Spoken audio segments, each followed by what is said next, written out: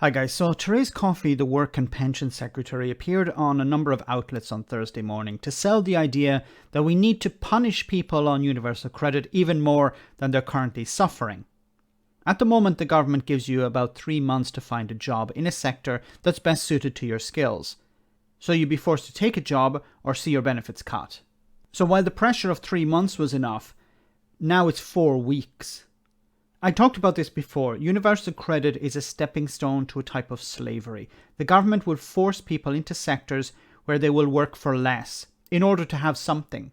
The idea behind universal credit is not to help people, but to force them into low-paid employment.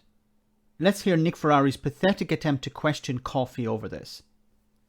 I think during the whole of the COVID pandemic, we've recognised aspects of the economy have been supported by the government through things like the furlough scheme.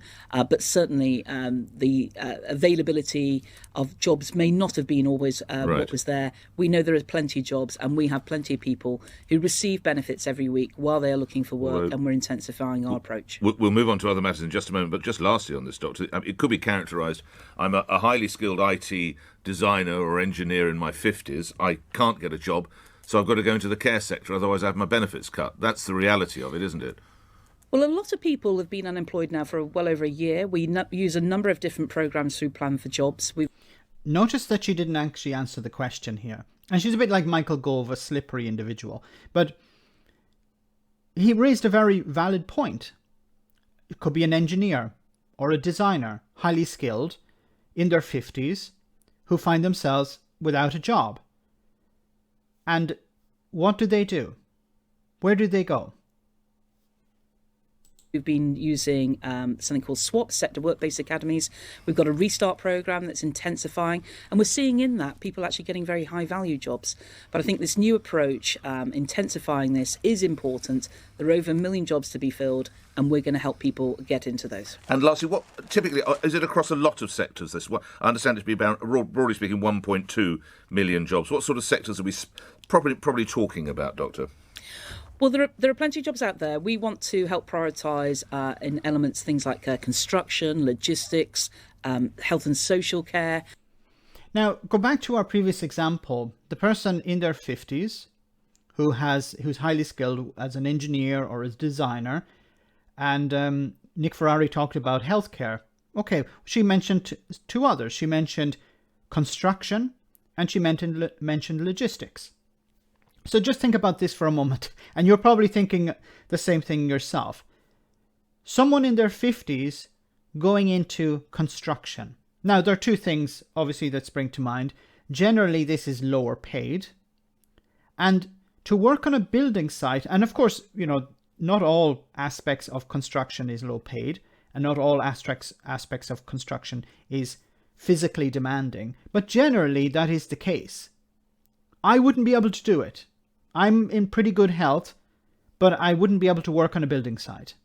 It's physically demanding. I'd be destroyed after one day. And I think most people would be. It's low paid generally, and it's physically demanding. And she's talking about, yes, this is something that we want to move people from universal credit into. Then she also talked about logistics. Once again, our 50-year-old example. You're going to be sitting in a van all day. Not everyone is able to do that. Like in construction, not everyone is physically fit to do that type of job. And then social care, working in a care home, for example, requires physical strength, lifting elderly people out of beds, putting them into bathtubs, for example. That requires physical strength. And a lot of people aren't up to that, not able to do that work. And people who have been working in that sector, and I've spoken to many of them, end up with back problems, chronic back problems that are with them for the rest of their lives because of the work that they were doing in the care sector. And for Thérèse Coffey, it's perfectly fine for somebody like Nick Ferrari's example in their 50s to join this now. Because, well, there's nothing else. I'm sorry, you have to take this or you're going to see your benefits cut. But of course, there are other opportunities out there. I know that we do a lot of work with hospitality as well as kind of more office jobs as well. Hospitality, once again, not physically demanding maybe, requires a lot of moving around, but it's a lower paid job. And office jobs, what office jobs is she talking about? Is it a call center? Once again, a lower paid job. So all these things are important, but we do know that things like the supply chain is important to make sure we keep people working. That has an impact on aspects of the economy, or keep flowing, I should say, and that has an impact on other parts of the economy if that isn't quite working as well as it should. But tribute to them. We've got partners who'll be working with us.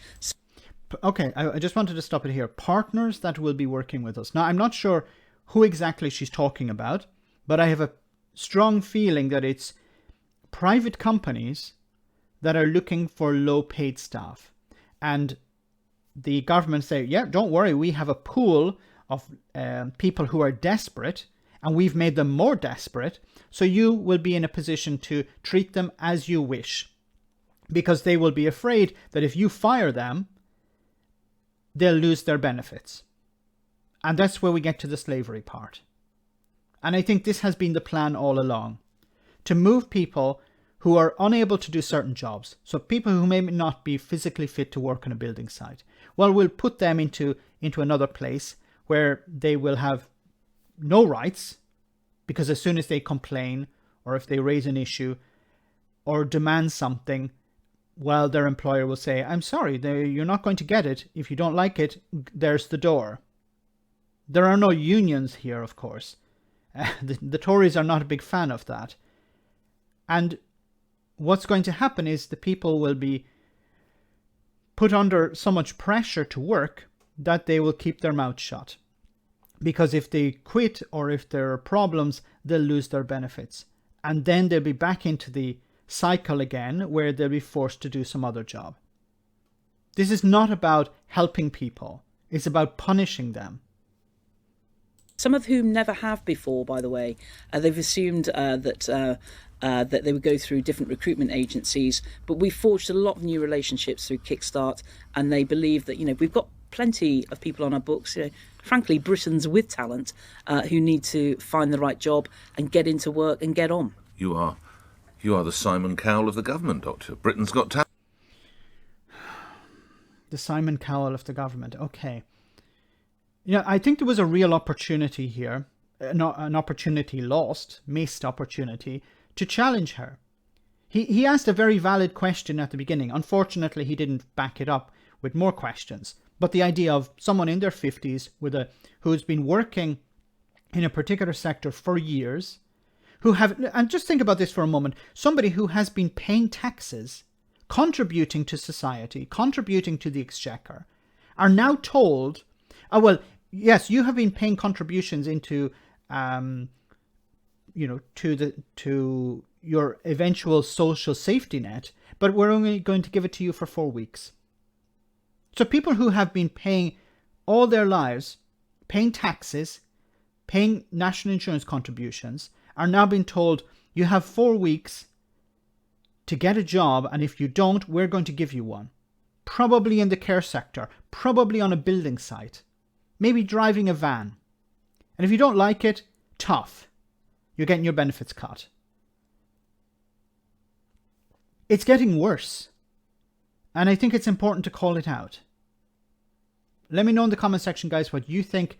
As always, your comments are greatly appreciated. Thanks a lot.